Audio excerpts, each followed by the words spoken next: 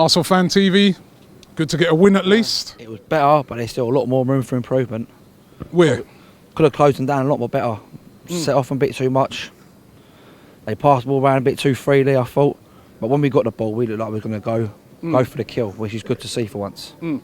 And you know what, you say with the closing down, I felt that when like El Neni came on, there was a bit more of that. There was a bit more... More compact, more solid together. Another holding midfielder. But I thought Oxlade-Chamberlain had another superb game today. I think central midfield is his position for Arsenal, if he was to stay, that is. Interesting, because I was chatting to a guy next to me, and it's like, what do you do for that Bayern Munich game? Because Xhaka will be available again.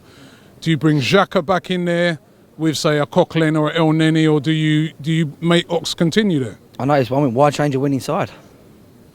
Perhaps you put Welbeck in as a bit of a more aerial threat, including the pace, but that's down to the manager, unfortunately. Now, listen, I'm asking everyone today, because it's been going around, flying around, you know, that he may... It could be his last season. We don't know. Nobody knows. But where do you stand on it?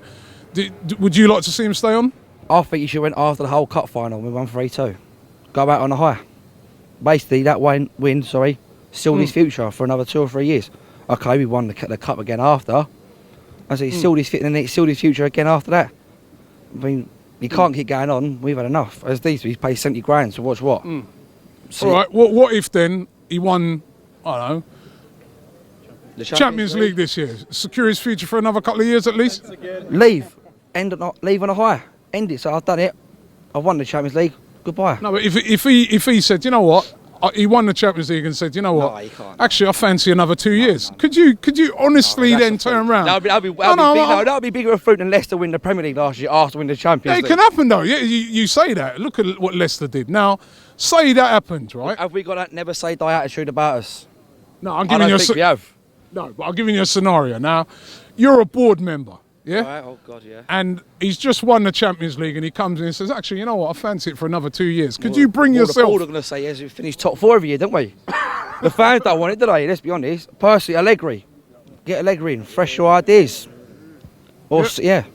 And if Allegri comes in, will you give him... Do you think you and fans would give him the time? Because whoever comes in next is going to have a big act to follow. You've got to give him the time. You have to. No point doing Man United done with David Moyes. All right, you ain't finishing top 4. Ta-da.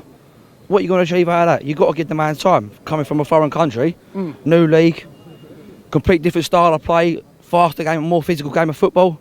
You've got to give him the time. Okay.